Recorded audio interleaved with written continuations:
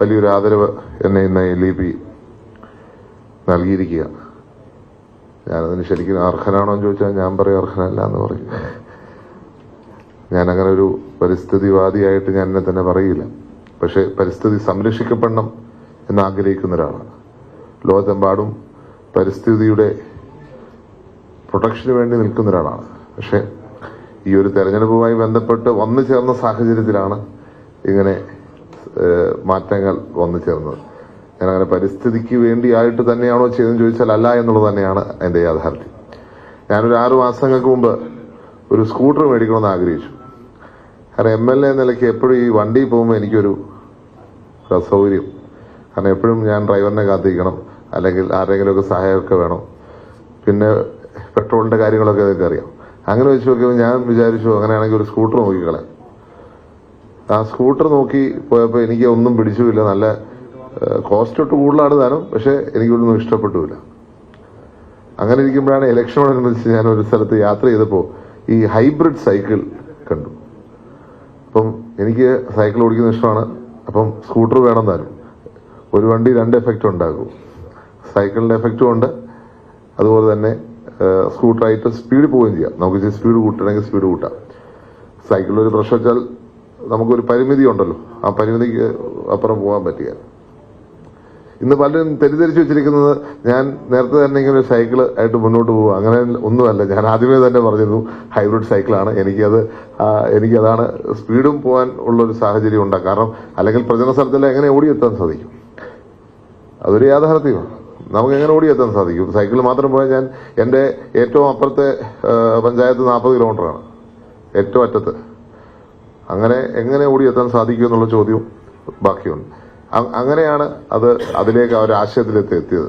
പിന്നെ ആശയം ഞാൻ ജീവിതത്തിലേക്ക് മാറ്റാൻ തീരുമാനിച്ചു. കാരണം ഇലക്ഷന് മാത്രമല്ല, ഇലക്ഷൻ അപ്പുറം കൂടിയാണ് ഞാൻ മേടിച്ചിരിക്കുന്നത്. പലരും എന്നോട് സൈക്കിൾ ചോദിച്ചു. ഞാൻ സൈക്കിൾ ഉപയോഗിക്കാൻ പഠിച്ചു. കാരണം ഞാൻ അതിനുശേഷം സൈക്കിൾ ഉപയോഗിക്കാനാണ് തീരുമാനിച്ചിരുന്നത് ഇവിടെ. അതുകൊണ്ട് ഞാൻ 2 എണ്ണം എന്നെ ഇതാക്കി. ഒന്ന് തിരുവനന്തപുരത്തും ഒന്ന് കോട്ടയത്തും.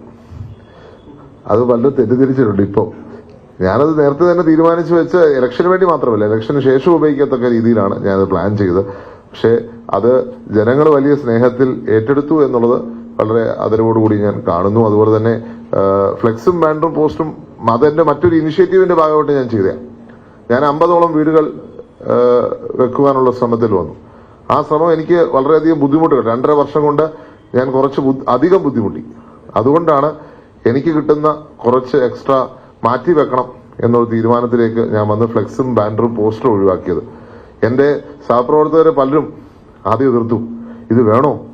പക്ഷെ ഞാൻ അല്പം ഒന്ന് സ്ട്രോങ് ആയിട്ട് പറഞ്ഞു വേണം. കാരണം അവർക്കും അറിയാം എന്റെ ബുദ്ധിമുട്ട്. ഞാൻ ഈ 50 വീട് വെക്കാൻ വേണ്ടി പലരും പല സ്ഥലത്ത് പോണ്ടി വന്നു. ഞാൻ വിദേശത്ത് പോണ്ടി വന്ന സാഹചര്യം അതാ. ഇന്ന് ചിലർ തെറ്റിദ്ധരിച്ചിട്ട് അതും ഇതൊക്കെ പറയുന്നുണ്ട്.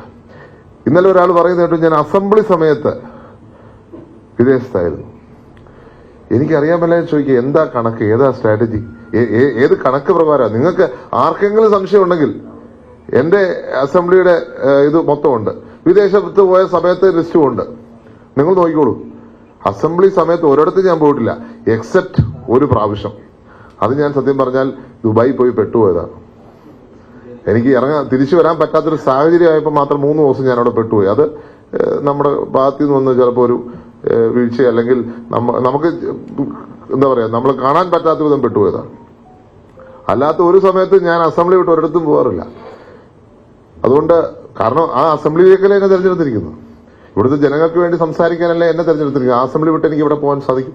അസംബ്ലി നടക്കുന്ന സമയത്ത് എനിക്ക് അവിടെ തന്നെ നിൽക്കാൻ സാധിക്കത്തുള്ളൂ. അപ്പൊ എന്നെ കൊണ്ട് ചെയ്യാവുന്ന സമയത്ത്, പറ്റാവുന്ന സമയത്ത് എല്ലാം ഞാൻ അസംബ്ലിയിലുണ്ട്. അപ്പോൾ ഈ നാടിന്റെ വിഷയങ്ങളിൽ ഏറ്റവും പ്രധാനപ്പെട്ടത് പ്രിയപ്പെട്ട മന്ത്രി സൂചിപ്പിച്ച പോലെ നമ്മുടെ എൻവയൺമെന്റ് തന്നെയാണ്. അത് നമുക്ക് മറന്ന് മുന്നോട്ട് പോകാൻ സാധിക്കുമോ? ഇവിടെ എൻവയൺമെന്റിന്റെ ഒരു വലിയ പ്രോബ്ലം നമ്മുടെ ലോകത്ത് മൊത്തമുണ്ട്. ചിലപ്പോൾ നമ്മൾ അതിന് നേരെ കണ്ണടയ്ക്കുവാണോ എന്നൊരു സംശയം നിൽക്കുന്നു. കേരളത്തില് നമുക്ക് പക്ഷെ അത്രയും ഒരു പാരിസ്ഥിതിക പ്രശ്നം വന്നിട്ടില്ലെങ്കിലും നമുക്കും ഇവിടെ സൂചിപ്പിച്ച പോലെ കണ്ടൽ കാടുകൾ ഉൾപ്പെടെ നഷ്ടപ്പെടുന്ന നമ്മുടെ പരിസ്ഥിതിയെ ബാധിക്കുന്നു, നമ്മളെ തന്നെയാണ് ബാധിക്കുന്നത്. അതുകൊണ്ട് തീർച്ചയായിട്ടും നമുക്കത് പ്രൊട്ടക്ട് ചെയ്യുവാൻ വലിയ ബാധ്യതയുണ്ട്. ഇവിടെ LEP ചെയ്യുന്ന വലിയ പ്രവർത്തനം, ആ പ്രവർത്തനത്തെ ഒരിക്കലും നമുക്ക് മറക്കുവാൻ സാധിക്കുന്ന ഒരു കാര്യമല്ല. ഇങ്ങനെ ഒരു വിഭാഗം എനിക്ക് തോന്നുന്നു കോൺഗ്രസിനുണ്ടെന്ന് എനിക്ക് തോന്നുന്നില്ല. LEP പോലെ ഒരു പ്രൊട്ടക്ഷൻ, പക്ഷെ ശാസ്ത്രവേദി ഉണ്ടെന്ന് തോന്നുന്നു. നാളെ അതിന്റെ ഒരു പരിപാടി, നാളെ മാറിയനുസരിച്ച് ഞാൻ പങ്കെടുക്കാൻ പോകുന്നു. അവിടെ ഒരു സൈക്കിൾ റാലിയാണ്, അത് ഞാൻ പങ്കെടുക്കുന്നുണ്ട്. അപ്പൊ തീർച്ചയായിട്ടും നമുക്ക് പ്രത്യേക താല്പര്യം ലീഗ് ഇതിനകത്ത് എടുത്ത് വലിയ സന്തോഷം. എന്റെ പിതാവും ലീഗുമായിട്ടുള്ള ആത്മബന്ധം അത് എത്ര ദശാബ്ദമാണെന്ന് എനിക്ക് തന്നെ അറിയത്തില്ല. അത്രയ്ക്ക് വളരെ അടുപ്പം ലീഗുമായിട്ടും കുഞ്ഞാലിക്കുട്ടി സാഹിബുമായിട്ടും അതുപോലെ തന്നെ പാണക്കാട് കുടുംബമായിട്ടും ഒക്കെ ഉള്ളത് ഈ അവസരത്തിൽ ഞാൻ ഓർത്തെടുക്കുകയാണ്. ആ സ്നേഹം ഇന്ന് എന്നോട് കാണിക്കുന്നതിലും എനിക്ക് തോന്നുന്നത് ഇത് പരിസ്ഥിതിയെക്കാട്ടിൽ എന്റെ അപ്പനോടുള്ള സ്നേഹം കൂടി കൊണ്ടാണ് നിങ്ങൾ എനിക്ക് തന്നിരിക്കുന്നുള്ളതാണ് എനിക്ക് തോന്നുന്നത്. അതുകൂടി കൊണ്ടാ. അതാണ് സംസ്ഥാന പ്രസിഡന്റ്. പക്ഷെ ഞാൻ കാണാറില്ല. സംസ്ഥാന ട്രഷറാണ് എന്റെ മണ്ഡലം പ്രസിഡന്റ്. പക്ഷെ എന്റെ അടുത്ത് വന്നിട്ടില്ല ഇതുവരെ. ഇന്നാണ് ആദ്യമായിട്ട് വന്നത്. ഈ പുരസ്കാരം കൊണ്ട് അങ്ങനെ ഒരു ഗുണം കൂടി ഉണ്ടായി. അവിടുത്തെ ലീഗിന്റെ പ്രസിഡന്റ് എനിക്കത് കാണാൻ പറ്റി. അപ്പൊ ഏതായാലും തീർച്ചയായിട്ടും അങ്ങനെ പരിസ്ഥിതി എന്നുള്ളത് നമ്മുടെയൊക്കെ കടമയായി തീരട്ടെ. എന്റെ അഭിപ്രായത്തിൽ നമ്മൾ അതിലേക്ക് ഷിഫ്റ്റ് ചെയ്യണം.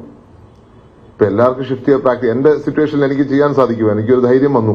എനിക്ക് കാരണം 2.5 വർഷത്തെ പ്രവർത്തനം എനിക്ക് അത്രയ്ക്ക് ഉറപ്പുണ്ടായിരുന്നു. ജനങ്ങൾ എന്നെ കൈവിടത്തില്ല എന്നൊരു ഉറപ്പ് വന്നു. അതുകൂടി ചേർത്താണ് ഞാൻ റിസ്ക് എടുത്തത്. ആ റിസ്ക് ജനങ്ങൾ അതിനെക്കാട്ടിൽ ഏറ്റെടുത്തു. കാരണം ഞാൻ ഫ്ലെക്സോ ബോർഡോ പോസ്റ്ററോ വെക്കുന്നതിനെക്കാട്ടി പബ്ലിസിറ്റി ഇത് വേണ്ടാന്ന് വെച്ചപ്പോ എനിക്ക് കിട്ടി. അതൊരു യാഥാർത്ഥ്യമാണ്. അത് സത്യം പറഞ്ഞാൽ ഞാൻ പ്രതീക്ഷിച്ചതല്ല. ഞാനൊരു സ്വാഭാവികമായിട്ടൊരു നോർമൽ തീരുമാനം എടുത്തു എന്ന് മാത്രമേ ഉള്ളൂ. അതിന് ഇത്രയും പബ്ലിസിറ്റി കിട്ടുമെന്ന്, അല്ലെങ്കിൽ ചിലർ വിചാരിക്കുന്ന ഞാൻ PR വർക്ക് ചെയ്തെന്ന. ഒരു രൂപ ഈ PR വേണ്ടി ഞാൻ ഈ ഇലക്ഷനിലോ അതിനുശേഷമോ ചെലവഴിച്ചിട്ടില്ല. നാച്ചുറലായിട്ട് ഓർഗാനിക് ആയിട്ട് കിട്ടിയ എന്തെങ്കിലും ഉണ്ടെങ്കിലേ ഉള്ളൂ. ഇത് ആരെങ്കിലും എന്നെ തെളിയിച്ചാൽ, ചിലർ ഇന്ന് അതുമായിട്ട് ഇങ്ങനെ പറഞ്ഞ് നടക്കുന്നുണ്ട്. ഞാൻ 1 രൂപ ചെലവാക്കിയിട്ടില്ല, ഞാൻ മൊത്തം ലാഭിച്ചിട്ടേ ഉള്ളൂ. അതിന്റെ ഒരു സന്തോഷവും ആശ്വാസവും എനിക്കുണ്ട്. എത്ര രൂപ എനിക്ക് ലാഭിക്കാൻ പറ്റിയെന്ന് എനിക്കറിയാം. അത് ഞാൻ പബ്ലിക് ഡൊമൈനിൽ പറഞ്ഞിട്ടുമുണ്ട്. അതുകൊണ്ട് തീർച്ചയായിട്ടും നമ്മളൊക്കെ മനസ്സ് വെച്ചാൽ മാറ്റങ്ങൾ ഉണ്ടാകും. മാറ്റങ്ങൾ അനിവാര്യമാണ്. തീർച്ചയായിട്ടും ഇത്രയേറെ എന്റെ മണ്ഡലത്തിൽ എനിക്ക് തോന്നുന്നു 140-ൽ ഒരു സ്ഥലത്താണ് കേസില്ലാത്തത്. അവസാനം പോളിംഗ് ഒബ്സർവർ വന്ന് ഉദ്യോഗസ്ഥർ ചോദിച്ചു, നിങ്ങൾ കാൻഡിഡേറ്റ്സുമായിട്ട് വല്ല അഡ്ജസ്റ്റ്മെന്റ് ആണോ? കേസില്ല അവര് പറഞ്ഞതാണ്. ഞാൻ പറഞ്ഞു, ഒരു കേസ് പോലും ഇല്ലാത്തൊരു മണ്ഡലം. കാരണം ഫ്ലെക്സിനെ ചൊല്ലി പോസ്റ്റർ ചൊല്ലി ഏറ്റവും കൂടുതൽ വഴക്ക് കിടക്കണേ. അത് പോസ്റ്റർ കീറുക, ഫ്ലെക്സ് എടുത്ത് മാറ്റുക, ഫ്ലെക്സ് എടുത്ത് കളയുക. കാരണം എനിക്കൊരു ചെറിയ അനുഭവം കൂടി ഉണ്ട്. കാരണം ആദരണീയനായ പ്രതിപക്ഷ നേതാവ് വന്നതിന്റെ ആ സമയത്ത് കുറെ ഫ്ലെക്സ് എടുത്ത് ഇവന്മാര് കളഞ്ഞു. ഈ പുതുകിയ യാത്രയായിട്ട് അദ്ദേഹം വന്നപ്പോൾ ഞങ്ങളുടെ ഫ്ലെക്സ് എല്ലാം എടുത്ത് കളഞ്ഞായിരുന്നു. അതിനുശേഷം ഏതോ ഒരു പ്രശ്നം വന്നപ്പോൾ CPM-കാർ എടുത്ത് കളഞ്ഞു. അപ്പം ഇലക്ഷൻ കൂടെ ആയപ്പോൾ അത് സ്വാധീനം കൂടുതലായിരുന്നു. പക്ഷേ പോസ്റ്ററും ഫ്ലെക്സും ഇല്ലാന്ന് പറഞ്ഞപ്പോൾ ശരിക്കും പറഞ്ഞാൽ അപ്പുറത്തെ വശത്തും കുറവായിരുന്നു. ഫ്ലെക്സും പോസ്റ്ററും അവർ കുറച്ചേ അടിച്ചിട്ടുള്ളൂ, അവർ കുറച്ചേ വെച്ചിട്ടുള്ളൂ. അപ്പൊ തീർച്ചയായിട്ടും അത് ജനങ്ങൾക്ക് സ്വീകാര്യമായതുകൊണ്ടാണ്.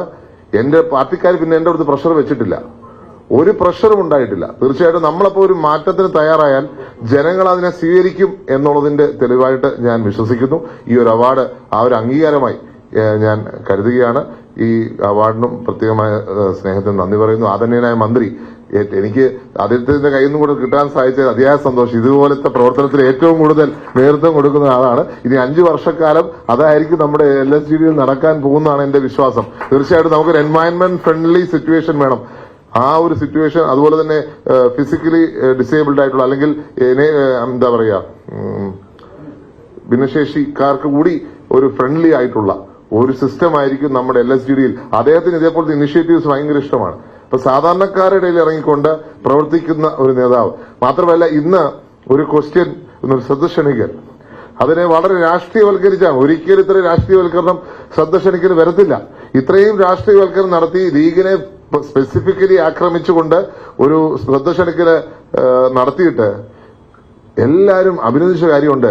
ഇത്രയും മെച്യൂർ ആയിട്ടൊരു രീതിയിൽ ഒരു മന്ത്രി തിരിച്ചു മറുപടി പറഞ്ഞത് ചരിത്രത്തിൽ ഏറ്റവും രേഖപ്പെടുത്തുമെന്നാണ് എന്റെ അടുത്ത് പലരും പറഞ്ഞത്. തീർച്ചയായിട്ടും അതുകൊണ്ട് തന്നെ അങ്ങനെ ഒരു മെച്യൂരിറ്റി ആദ്യത്തെ തവണ മന്ത്രിയാവുന്ന അദ്ദേഹത്തിൽ നിന്ന് തന്നെ കിട്ടിയതിൽ കണ്ടതിൽ വളരെയധികം സന്തോഷമുണ്ട്. അദ്ദേഹം എടുത്തൊരു സമീപനം അപ്പുറത്തുനിന്ന് വന്ന് മൊത്തം രാഷ്ട്രീയമാണെങ്കിൽ ഇപ്പുറത്തുനിന്ന് മൊത്തം നിയമപരമായിട്ടും ന്യായമായിട്ടുള്ള കാര്യങ്ങൾ തെറ്റ് പറ്റിയത് തെറ്റാണെന്ന് പറഞ്ഞുകൊണ്ട് അദ്ദേഹം അങ്ങനെ സൂചിപ്പിച്ചത് വളരെ അപ്രീഷിയേറ്റീവ് ആയിട്ടാണ് മൊത്തം 139 MLA-മാരും ബാക്കിയുള്ളവരെല്ലാം എടുത്തതെന്ന് ഞാൻ പൂർണ്ണമായി വിശ്വസിക്കുന്നു. അങ്ങനെ ഒരാളുടെ കയ്യിൽ നിന്ന് തന്നെ ഈ അവാർഡ് സ്വീകരിക്കാൻ സാധിച്ചതിൽ അതിയായ സന്തോഷം.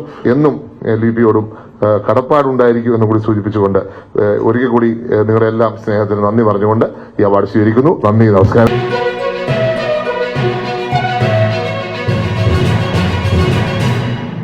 സബ്സ്ക്രൈബ് ചെയ്തിട്ടില്ലാത്തവർ ഇപ്പോൾ തന്നെ സബ്സ്ക്രൈബ് ചെയ്യുക. നോട്ടിഫിക്കേഷൻ ലഭിക്കുവാൻ ബെൽ ബട്ടണും അമർത്തുക.